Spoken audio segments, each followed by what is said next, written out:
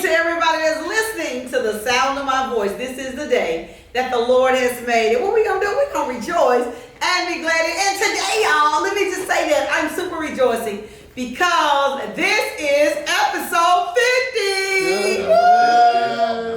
And I am honored to have one of my dear friends, and we did set this up. The Lord set it up just like this, right? So I have one of my dear friends here today that is actually doing the work. We met at Douglas graduation, remember? Yes. And we have literally connected at the hip since that. So let me tell you who we have. We have Dr. Terry Ross. He's the founder and president, Empower Leadership Academy, the Leadership and Workforce Development Division of New Teacher University, a Memphis-based institution committed to building a future-ready workforce through emotional intelligence, growth mindset, and soft skills mastery. He's a former award-winning principal and district leader. Dr. Ross has turned around unperforming schools, developed high-performing teams, and inspired thousands to lead with compassion, precision, and purpose. His philosophy is simple yet powerful. You're not stuck, you're just not moving. Will you help me welcome none other than Dr. Terry Ross. Hello there, Doc. How are you? Very well, Dr. Franklin. Thank you so much for the invitation. Yeah, hey, I'm excited to share with you. Yes. Before we get into all that, but kind of tell us a little bit background. Who is Terry Ross? Well, Terry Ross is a young man that grew up in the Mississippi Delta. I grew up on dirt roads initially. My first job literally was chopping cotton. Oh my God. But I am the youngest of 9, and I had my mom and dad in the home, and to me I had a fairy tale childhood. Running around bare feet, but I had these great big brothers and sisters who were going off to college and doing things, and so I had a blueprint and someone to look up to. I love it. So you started in education as a teacher, a coach, a principal, but now you really work with corporations and workforce boards. How has that journey shaped your way of developing leaders today? As an educator, you see what the children are leaving with. Mm-hmm. You see their fears, you see their excitements, you see all of that. And so when I retired as a principal, initially I started off as an educational consultant. That's where New Teacher University comes from. And I'm still an educational consultant. But every time I talked about we do leadership development and team building grounded in emotional intelligence and growth mindset strategies, everyone would say, when they would hear the emotional intelligence piece, we need you to talk to this person. We need you to talk to that person. And it was either someone from the Office of Reentry, or someone from Workforce Development, or someone that was doing training with Opportunity Youth. Mm-hmm. And so it was just a seamless approach for me because I knew what the children were leaving with. I knew their fears and I knew exactly what they needed. Yeah. So that's where the soft skills came in, because initially it was emotional intelligence and growth mindset. Well, to practice emotional intelligence, you need some soft skills. Yes. You need communication skills. You need critical thinking skills. You need discernment. Yes. And so you need those things, and then that's where I added the soft skills piece for dealing with Opportunity Youth, Workforce Development, Offices of Reentry. I love it because there's so many of our young people. I always tell people, our young people are not all bad. We have some incredible, great young people. And coming from the school system, I know you saw it. Some of our young people were a product of their environment. Yes. And so they got to know how to matriculate through their environment so they won't get pulled in. What would be one of the best practices you would advise a young person how to not get pulled into something that's negative, that's going to derail their life? Other than coming to the Empower Leadership Academy, helping them to ground in their values. Okay. Because when we ground in our values, that's what wakes us up in the morning. Most people, and the emotional intelligence piece comes from, most people make decisions based on emotions.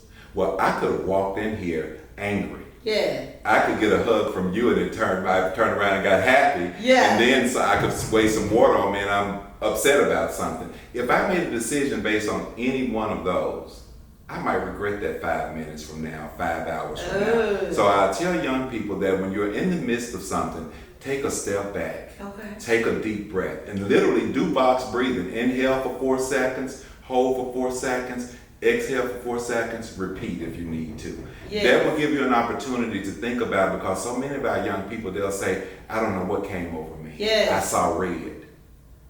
And they did something, and now they're paying for it 5, 10, 15 years later. So don't make a decision in 5 seconds, 5 minutes that you're going to regret in 5 hours or 5 years. Yes. Know what your values are. And values are things like integrity, family, love, peace, happiness. If those are your values, so if family is my value, then I'm not going to make a decision that's going to put my mom in a situation. Yes. I'm going to walk away. Because I know that mom has worked too hard for this, dad has sacrificed a lot for this, and I'm going to get out here with some guys who may not have what I have, and I'm going to make a decision based on some emotions that they may have. Uh-huh. And now my family is in a situation. Wow. From the classroom to the boardroom to the community. What inspired you to create the Empowered Leadership Academy, and what problems are you solving through it? The problem that we're solving is that so many people feel stuck. And my thing to them is that you're not stuck, you're just not moving. Oh, that's good. And you just need the strategies to move forward, and oftentimes we don't know the strategies. We can only dream as far as sometimes that we have seen. Mm-hmm. And we can only go as far as we can see sometimes. Well, I believe in reading. I grew up reading. Yes. I grew up reading Rainbow. What is his name? LeVar Burton, I think, the Reading Rainbow. So I grew up going to the library in the summer. And in fact, my first times going to the library in that little small town, you literally had to walk through the jail Ooh. to get to the library. What? And I can remember tiptoeing past 2 jail cells, getting to the chief of police, and I'd run, and then there's another jail cell before you got to the library, and I'd tiptoe again. Wow. And I was telling the man from our hometown about the library not too long ago, and he's like 80. He didn't even know it was back there. So imagine how many people didn't get a chance to dream because they were not going to go past the police Exactly. to get to the library. Wow, that's a unique. To put a library, you have to go through the jail. Go through the jail. You had to go. So through you the have to jail. really want something to go through that. You had to want something, and because I was the youngest of 9, and my mom was a Head Start teacher, my dad was a construction worker, my brothers and sisters, they were all going to college and college bound, or either going out to the workforce. Yeah. I had something to strive for. Wow. Yes. So what do you mean by workforce development isn't just training people for jobs, but it's about preparing people for life? And how does that academy make that happen? What we do in the academy, again, we ground in our values first. And we help people to understand, who are you? Because most of us don't sit down long enough to reflect on who we are. Most people let life happen rather than making life happen. Yes, yes. And there's a difference. See, when you let life happen, you take what come your way. Mm-hmm. Or you react to everything that's happening. You don't say, wait a minute, I can control this, or I can put a plan in place for this. So what we do in the Empowered Leadership Academy is not just about workforce, it's about life, because when you ground in that emotional intelligence and you know how to take that step back and breathe, you know how to respond rather than react. That's not just going to help you keep your job, it's going to help you become a better role model for your children. It's going to help you become stronger for your community and make better decisions, because at the end of it, with emotional intelligence, you have self-awareness, you have self-regulation and self-management, and then you have relationship, you have social awareness, can you read the room? Come on. And then relationship management, once you're in the room, can you manage your relationships? And you take all 4 of those and put them together. Now, how do you make decisions with that? And so that's what the Empowered Leadership Academy is about, helping people to make better decisions for them and their families. Wow, because you often even say when we have conversations, the future of work is where will meets skill. But can you break down for us and why the soft skills are so critical as technical ones today? One of the reasons that the soft skills are so critical, because when you'll hear a lot of people say, I'd rather hire a person with the will than a person with the skill, because I can train them. Yes. Because if you're not willing to do the job, but you can, that's a whole different story. But if you have the skills when you go in and the will, now that people can work with you. You may not know how to do a certain thing, but if you have emotional intelligence and those soft skills, that's enough that you can say thank you, and yes, and I'll volunteer, or I'll try, or this can happen. So those are the type of things that you're going to get. Or you can adapt to change. If something happens differently, you can adapt with soft skills. Yeah. So you need the will. However, those technical skills, you can get trained on those. Yes, yes. But that emotional intelligence piece, that's a very intentional piece. Wow. It's not something that, even right now, you and I, things happen, we could easily pop off. Yeah. We could easily crash out, as they say Yeah. now. However, we make a choice to choose our words. We make a choice to take a step back or to exit the event early. Yes, yes, yes. Because I promise you, it'd be a choice some days. It's like, a choice. I never forget, I was in a situation and I don't get mad too. I was furious. And I said, you know what? I got too much to lose. Peace out. Yes. Right? And I think sometimes we got to know when you got too much to lose that we don't let our emotions take us to a place that could be detrimental to our future. Absolutely. Because our future is bright, but the enemy knows it too, so he's trying to put ways and distractions, and many times everybody don't pass that test, right? Yes. They make one poor choice, and then all that they work for is like thrown out the window. Absolutely. Right? Absolutely. The Bible says, you know, I love the Bible. The Bible said, don't let your good be evil spoken of. And I understand that more than ever, especially in this season. Absolutely. Yeah. And what I like our young people to know and understand is focus on your character. Yes. So your reputation, that's what people say. Yes. People can say anything about you and there's nothing that you can do about that. Yes. But if your character is intact, Yes. eventually the people that it matters to, they're going to see that. Absolutely. And be consistent with that character. Yeah. And that way when they say, wait a minute, now you said all that about her or him. Yeah. I'm not saying that. Right. I'm just not saying that. And eventually it'll come back around. So hold your character.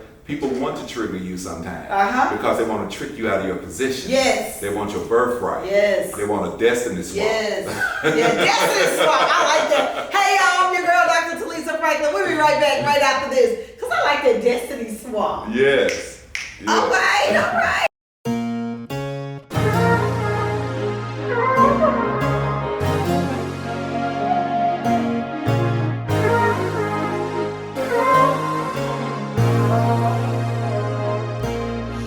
Join the rhythm and feel the beat in our community where we're all complete. With Dr. Telisa, let's take a stand. Together we'll grow hand in hand. From the Dr. roots of Telisa history show. to dreams we chase, Dr. Talisa Franklin shines a light on every face and At every the Dr. heartbeat. Telisa There's show. a story to tell. Gotta keep the culture celebrated as we excel Here at the Dr. Telisa show. Listen, y'all, we are having a powerful conversation with Dr. Terry Ross, founder and president of Empowered Leadership Academy. He said something before we got on. He called Destiny Swap. Tell me a little bit about this Destiny Swap. That's powerful. If you go back to the Bible, they talk about people giving up their birthright. And somebody tricked them out of it. And that's what destiny swapping is. Destiny swapping is if you meet this person and they're just love bombing you. Oh, they're your best friend. But every time you see them, all of a sudden they're doing a little something that you're doing. And then all of a sudden they're bad mouthing you or trying to knock you off of See, I call them copycats. Yes, they're copycats. But what they're really trying to do is get you to quit doing what you're doing and make you think that it's not important enough. And now they will step fully in their role. And as we were talking before this started, this is your 50th show. And I said to you that consistency compounds. Yes. And you said, but people don't understand. No. How much work it is to be consistent and in this business right here. It's a lot of work. So if you get around the wrong people and you begin to let their values infiltrate your values, and now all of a sudden you look at them walk away with your stuff. I've had $2 million ideas to be taken from me. Wow. Because I was around people who didn't celebrate what I was doing, but they were taking it and moving it other places. Wow. And that's okay because this well is deep. Come on now. It's a lot. I love it. And you got to have that emotional intelligence, I believe. So how does the necessary emotional intelligence, EI, training transform ways teams work and leaders lead? And that's where the compassion and precision comes from. Because you can't just be all compassion. A lot of people think emotional intelligence is soft. Yeah. And a lot of people think that I just recently took the Gallup Strengths Finder. Okay. And one of my top 5 was positivity. And I found out that the basement to positivity is that people think you're naive and aloof. Say it again, motherfucker. Why I feel like about Dr. Telisa Franklin. Say it again, because some people don't understand. When you're positive all the time, and especially a grown person, Yes. positive, they think that you're naive and aloof. Yes. They think they can make a fool out of you. Come on, say it again for people in the podcast. They see me smile all the time. But you're right. Absolutely. And I said, oh, and it hit me because I would ask my wife, do I look like I was a fool or did I look like XYZ? And she said, no, you would never come off as that. And when I took that Strengths Finder, and it was at CBU it was in Eli, Emerging Leaders Intensive. And Dr. Rosencraft said that your basement, because you have a basement and then you have a top floor. Okay. The basement is people think that you're crazy. They think that you're naive, that you just, we can just push them around because you're positive. No, I'm positive because I truly believe that I can accomplish whatever I go after. Exactly. I truly believe that there's enough for everyone, that I don't have to backstab you to get mine, that if I collaborate with you, the two of us can get more. Absolutely. See, if you want to go far, if you want to go fast, go by yourself. If you want to go far, go with someone. Come on here. So what are the 5 areas of empowered leadership, the 5 domain model that you focus on, and why do they matter even in today's workplace? The 5 are emotional intelligence, communication, leadership and teamwork, adaptability and critical thinking, and then personal effectiveness. And I have it like that because I want personal effectiveness to come last, because we're doing all of this, you've got to work on yourself.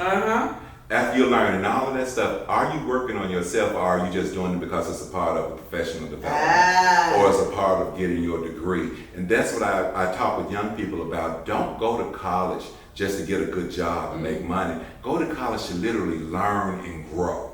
You know, there's a difference between being educated and having an education. That's good.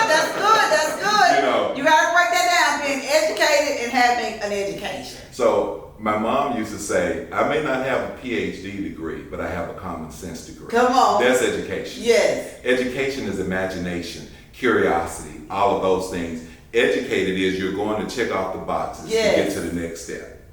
I love it. But you didn't take time to deep dive into those things. I love it. And when you think about deep dive, you know, with the AI right now, we're dealing with all this AI and technology advancing so fast. But what do humans need to do to stay future ready? And how does that your training help prepare them for that? So AI right now, we're in the largest, hugest transfer of wealth and information in modern history. Mm-hmm. This is larger than fire. This is larger than the wheel being created. Because no one owns AI. Yes, we have people that own the companies, but everyone has access to it. Yes. And it's left up to you what you do with it. And the 2 biggest things that you can have for AI is curiosity and imagination. Come on. So and that's part of our vision. Part of our vision is curiosity, imagination, innovation. Yes. Become curious enough to imagine what if. Imagine what if long enough to innovate, and that's when you're actually executing. Yes. So don't just sit around and dream. Actually execute, put it in action. You can do it, and that's where the Empowered Leadership Academy comes in, is that we're helping people to understand that you can do this, that you are the master of your ship. Yes. You're the captain of this ship. You're the master of your soul. You handle all of this. We've heard all of those poems. Yes. We've recited them in school, but we don't internalize them. And coming from a little small country town, we didn't have a lot of government around to do things for you. You did it yourself. Like you'll see people calling saying, it's flooding down here, the drains are stopped up. Well, in that little small country town I was in, my mom, y'all fix the drain. We lived on a corner lot. My mama made us not only clean out our drain, but go clean out our 4, because if the neighbor's drain's not clean, we're gonna flood anyway. Ooh, that was taking care of the village too. That was taking care of the village. She was also the person that was helping people to get SSI and things like that. You know, she was that person that she would, and you know, that people hire lawyers now to fill out that paperwork. Yeah. And I can remember during the 80s and the late 70s, my mom was doing that paperwork in the community. Wow. We were the house that had encyclopedias that people could borrow. Oh. And the dictionaries and things like that. So we weren't wealthy, but like I said, we chopped cotton, we grew what we ate, we killed what we ate, but we made clothes. Well, I didn't make clothes. My mom and my sisters, they were seamstress. So, but we made it happen. Yeah. And so when I moved to a city and I saw everybody all was looking stuff. all of the stuff, and people are saying, well, they're not doing this. What are you doing? Yes. What are you doing to impact your future? And not just your future, what are you doing for your neighbor? Yeah. And so when you have emotional intelligence, you're a better neighbor. I love and it. I want my daughter to have better neighbors as she moves and matriculate through the world. Absolutely. What makes your team building approach different from a one-day event, and how do that make the growth sustainable? Because a lot of times we go to one-day conferences and we be all hyped up, and then after 24 hours we forget all about it. Well, one of the things that I do in my team buildings is I make sure that everyone in there, the eyes that's in the room, they leave with an understanding of who they are. Okay. But they also share with the team who they are. So let's just say you're a very direct, dominant person. And then let's say I'm let's say that I'm a person who someone may consider shy. Well, I help them to understand, no, you're not shy. You just may be the type of person that needs more information before you make a decision and make a move. And we need people like that on the team. But you're going to frustrate that person being a direct person. And then that person is going to frustrate you, and you need to know that you need that person to maybe sometimes slow you down, because those of us that are direct with that kind of dominant mindset, we'll jump and make some things happen. And sometimes we need some people to pull us on our coattail or your dress tail. Lady Beverly Davis, she does that for me, y'all. She's like, you put no more cars on this road. Yes, absolutely. So, and that's what they leave with. They leave with not only an understanding of themselves, they leave with an understanding of the people around them. And it can also be upgraded to where they get the DISC assessment. And that's where it's a personality and behavior assessment where they understand how they communicate and kind of how they move in the world. Yeah. So how can people stay connected? Because I know somebody saying, man, I need this brother's contact because we need him, this needs him, our church needs him, our brand needs it, our nonprofit. How can people stay connected to all things you? First of all, they can go to Facebook, just Terry Ross, look for the guy with the cowboy hat. Yes. And then you can go to LinkedIn and just Terry Ross PhD on there. And from there you can go to my website at newteacheru.org. Empower Leadership Academy is an arm of New Teacher University. Okay. And instead of me just starting another company, I learned through the MMBC. See, there's so many resources in Memphis. Especially in Memphis. Yes, and Memphis is an entrepreneur city right now. The mayor said that, and that just got me excited. I'm like, I'm an early, what they call them, an early adopter. Okay. And I know some of you all have been out here forever doing it.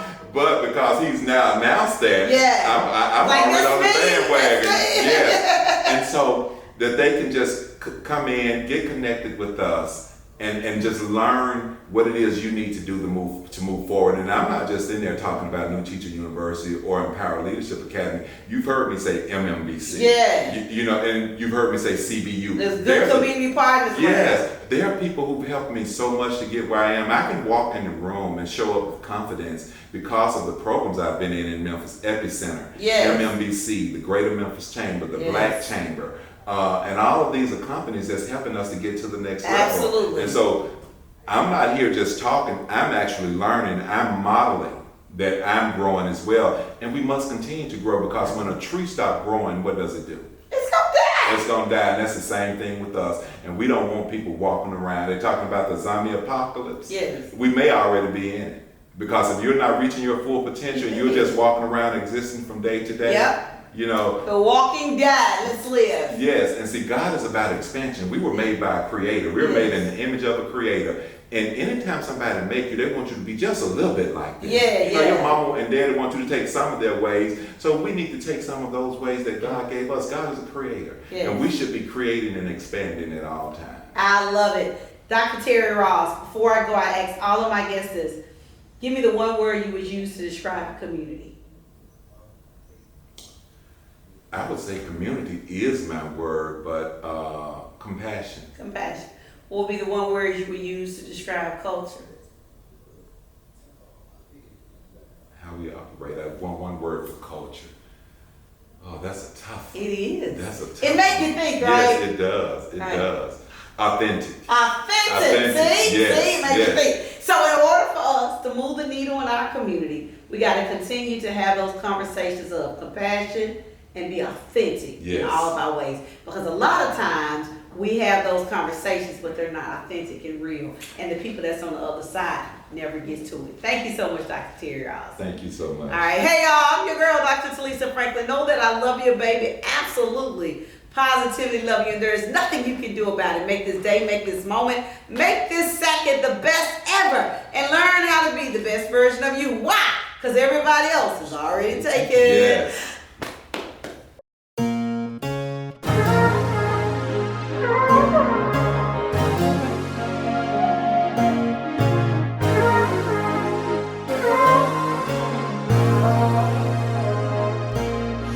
Join the rhythm and feel the beat in our community where we're all complete. With Dr. Telisa, let's take a stand. Together we'll grow hand in hand. From at the Dr. roots of Telisa history show. to dreams we chase, Dr. Talisa Franklin shines a light on every face. In At the every Dr. heartbeat, Talisa there's show. a story to tell. Gotta keep the culture celebrated as we excel. Here at the Dr. Talisa show.